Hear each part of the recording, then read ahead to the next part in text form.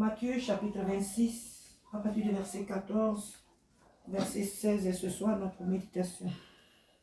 Alors l'un des 12, appelé Judas Iscariote, alla vers les principaux sacrificateurs et dit, que voulez-vous me donner et je vous le livrerai. Et ils lui payèrent 30 pièces d'argent.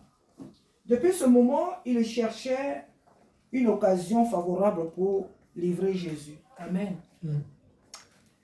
Nous voyons l'histoire ici de la trahison de Judas. La Bible nous dit que Judas, l'un des 12, celui en qui Jésus avait confiance, celui à qui Jésus avait même remis la garde même de l'économie même de tout le groupe, celui que Jésus avait comme ami, comme disciple, était sorti du lot. Il était sorti de la vision. Au lieu d'avoir une vision constructive, au lieu d'avoir une vision constructive, une vision salutaire, au lieu de suivre la vision du maître, au lieu de construire avec le maître, chercher les brebis perdues avec le maître, lui, il a choisi de livrer le maître aux ennemis. Il a choisi d'être traître. Pour dire combien de fois des gens peuvent être avec nous, manger, boire avec nous et être nos ennemis. Combien de fois des gens peuvent être dans une même pièce, les gens peuvent être de la même famille, les gens peuvent être de la même église, de la même assemblée que nous, du même village, et encore que sais-je encore. Et en réalité, ces personnes-là, ce sont nos ennemis. Pourquoi? Parce que elles marchent avec nous, mais elles ont des pensées contraires. Elles ont des pensées démoniaques. Elles ont des pensées sataniques. Elles ont des pensées contradictoires. Jésus pensait que Judas était l'un de ses disciples.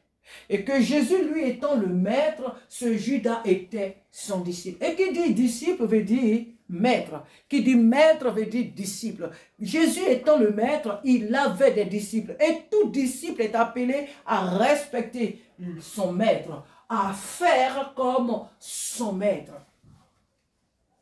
Judas n'était pas prêt à cela. Il a choisi la trahison. Il a choisi la traîtrerie. Il a choisi la méchanceté. Il a choisi l'argent. Judas a regardé la vie éternelle, le salut. Il a préféré, à la place du salut, il a préféré le monde. Il a préféré l'argent. Il a préféré la gloire de ce monde. Il n'a pas compris que la gloire de ce monde n'est que d'une courte durée. Il n'a pas compris que la gloire de ce monde n'offre que la misère, la confusion, la mort. La mort, c'est ça le terminus des choses de ce monde. La gloire de ce monde a pour terminus la mort, la misère. Tant que tu vis avec, tu es malheureux, tu es misérable. Ce qui t'attend au bout, c'est la mort. Judas n'avait pas compris cela. 30 pièces d'argent. Qui peut vendre le roi des rois 30 pièces d'argent? Lui, le créateur de l'or et de l'argent. Lui, le roi des rois, le seigneur de gloire. Il a vendu 30 pièces d'argent. Où est-ce que tu vas aller avec une telle somme d'argent? Tu vas aller où avec ça? Il y a souvent des personnes qui sont autour de nous qui croient nous vendre. Mais ces personnes ne nous vendent pas à la valeur que nous méritions. Ces personnes ne connaissent pas notre valeur. Elles pensent nous vendre elles pensent même, je peux dire, pas même vendre, mais nous liquider. Parce qu'elles ne nous connaissent pas. Judas était avec Jésus, mais il ne le connaissait pas. Si Judas connaissait Jésus, il n'aurait pas dû accepter de vendre Jésus à 30 pièces d'argent. Parce que Jésus vaut plus que 30 pièces. Jésus n'a pas de prix. Le prix de Jésus, il est Dieu. Jésus ne s'achète pas. Jésus ne se vend pas. Jésus n'est pas une marchandise. Cet homme ne connaissait pas Jésus. Cet homme ne connaissait pas Jésus. Alors tout ce qu'il a choisi de faire, c'était de le livrer à 30 pièces d'argent pour sa petite gloire à lui.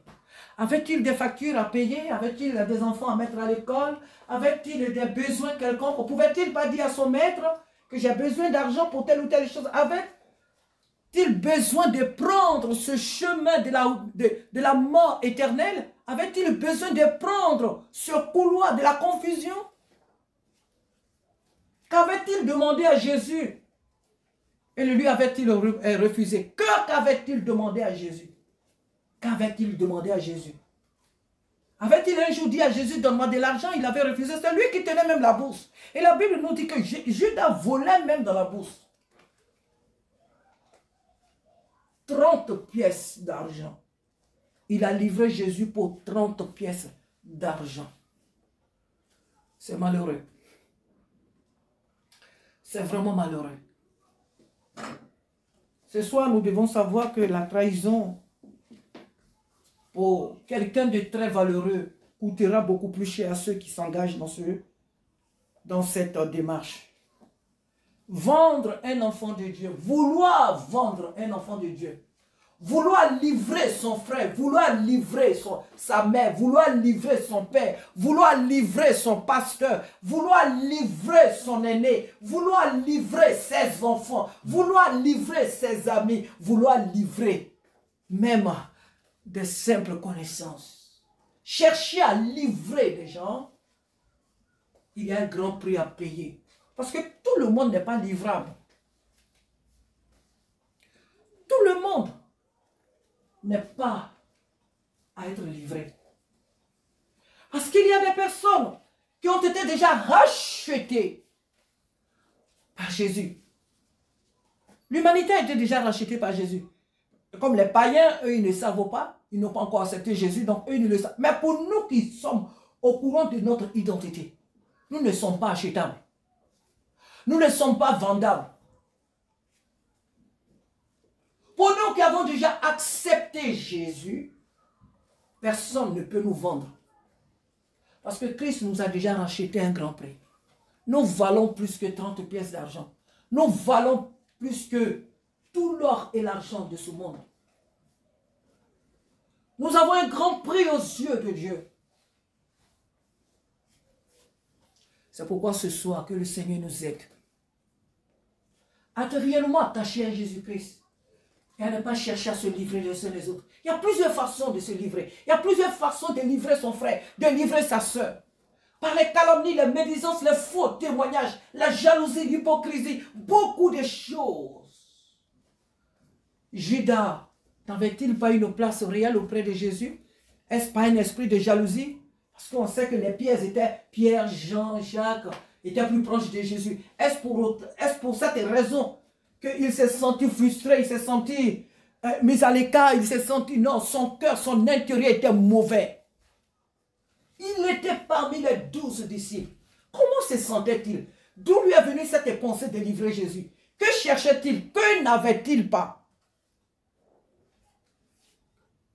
Que n'avait-il pas au milieu de ses frères? Pour qu'il ait la pensée de livrer Jésus. Pourquoi avait-il fait cela? Que pensait-il? Après avoir livré Jésus, c'était quoi? La finalité, c'était quoi? C'était de fermer la bouche à Jésus pour ne plus jamais qu'on entende parler de lui? Il s'est trompé lourdement. Celui qui l'avait animé l'avait trompé. Et quand il voit qu'il a été trompé, nous connaissons la fin de son histoire. Nous connaissons la fin de son histoire. Le chrétien ne doit pas livrer son frère, ne doit pas livrer sa soeur. Les chrétiens, nous devons nous aimer. Nous devons nous aimer. Nous devons nous accepter les uns les autres. Nous devons nous supporter les uns les autres. Nous devons nous pardonner les uns les autres. Nous devons prier les uns pour les autres.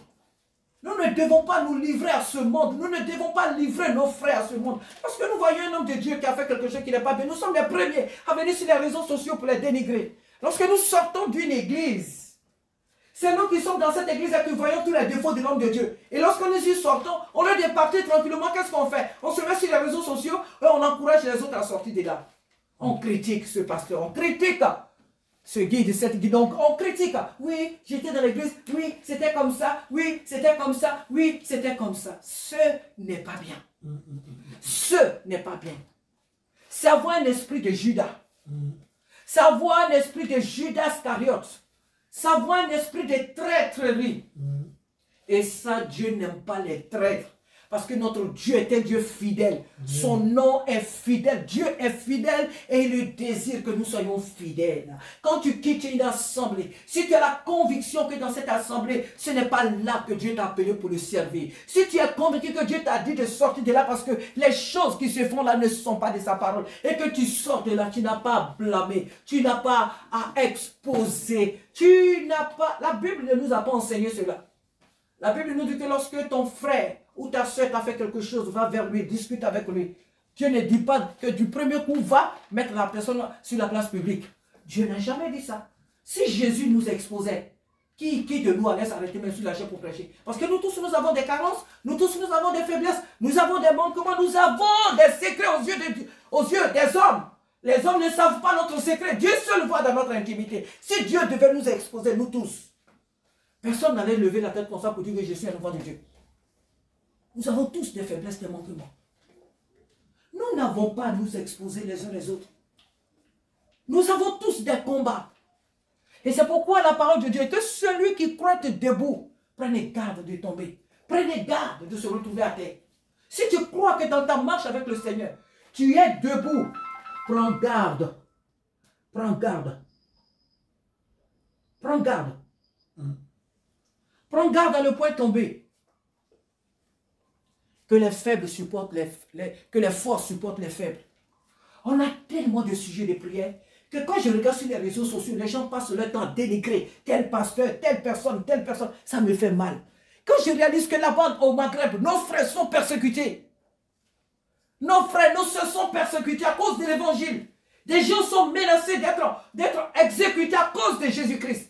Au lieu de prier, les soutenir, même si on ne les connaît pas. Mais le fait que tu pries dans ce sens, le fait que tu envoies ce sujet vers Dieu, le Seigneur peut envoyer un ange pour faire quelque chose. Amen. Et Dieu attend que nous levons des murs de prière les uns pour les autres, au lieu de passer notre temps à nous dénigrer. En nous dénigrant, qu'est-ce qu'on fait? On augmente les païens. Hein? On ne rajoute pas l'église des âmes. Mais on augmente les païens. On enlève les âmes dans l'église et nous les envoyons dans le monde. Parce que toutes les âmes n'ont pas la même foi que certains. Certains sont forts dans leur foi quand il y a des choses qui se passent dans une assemblée et quand elles y quittent, elles peuvent aller ailleurs, continuer leur marche avec le Seigneur ou des fois elles restent et puis elles continuent de servir Dieu. Par contre, d'autres, quand elles entendent ces genres de choses, une fois qu'elles sont parties, elles sont vraiment parties pour le monde. Hein. Et la Bible dit que la condition de cette personne va devenir pire qu'avant. Parce que quand les esprits qui les avaient quittés sont partis et que ces personnes abandonnent le Seigneur, quand les esprits méchants reviennent en elles, leur condition seconde-là devient pire que la première. Et voilà ce que nous causons souvent sur les réseaux sociaux. Ce n'est pas mauvais d'annoncer des choses, de dénoncer des choses, mais quand ça devient une émission spéciale pour scandaliser, pour dénigrer, il faut comprendre qu'il y a des hommes qu'on appelle des hommes de Dieu en réalité qui ne le sont pas. On n'a pas du temps à perdre avec ces gens. Il y a des gens, quand tu regardes leur vie, ils disent qu'ils sont prophètes. Tu sais que cet homme-là, ce n'est pas un homme de Dieu. Tu n'as pas ton temps à perdre pour dire, il dit, il a lavé femme. À partir du moment où un serviteur de Dieu, il vient laver une femme dans une église. Ça, c'est pas, on ne vient pas parler de lui sur les réseaux sociaux pour distraire les gens. Ce sont des féticheurs. Ceux-là, ce sont des féticheurs. On ne vient pas parler de sur les réseaux sociaux pour dire que oui, un homme de Dieu a dit, il faut donner 10 000 € à l'église. Il faut donner 20 000 € pour que le Seigneur te bénisse. Et tu viens parler de ça sur les réseaux sociaux. Est-ce que ceux-là, ça vaut la peine qu'on parle d'eux? Est-ce que ce sont des hommes de Dieu? Il ne faut pas perdre du temps dans des choses. Il ne faut pas distraire le monde. Il ne faut pas distraire le monde. Il y a des hommes de Dieu dont il faut parler pour les encourager. Il y a des hommes, il y a ces gens qui se disent hommes de Dieu, de par leur attitude, il ne faut même pas parler d'eux. Parce qu'ils n'en vaut pas la peine. Un homme de Dieu, non, on le connaît. On connaît un véritable homme de Dieu. Pas les stars. Les stars, le monde parlera d'eux. Mais pas nous en tant que l'église, parce qu'on a trop de choses à faire. Et Jésus revient. C'est juste que là, Jésus tarde à venir. On a encore beaucoup de boulot. On a vraiment encore beaucoup de boulot. Donc vraiment que le Seigneur nous aide ce soir à ne pas marcher dans cette mentalité des traîtres, des traîtreries, là, si je peux l'appeler comme ça. à ne pas marcher dans cet esprit de Judas Iscariote, qui pour 30 pièces d'argent a livré son maître. Il a livré le gros lot. Mais il n'a pas compris qu'en livrant Jésus, il était en train d'accomplir un merveilleux plan. Dans son esprit, il croyait faire du mal. Mais l'ennemi ne connaît pas Dieu. C'est pourquoi tout ce que l'ennemi croit faire dans nos vies, Dieu retournera toujours cela à notre faveur pour que son nom soit glorifié. Amen.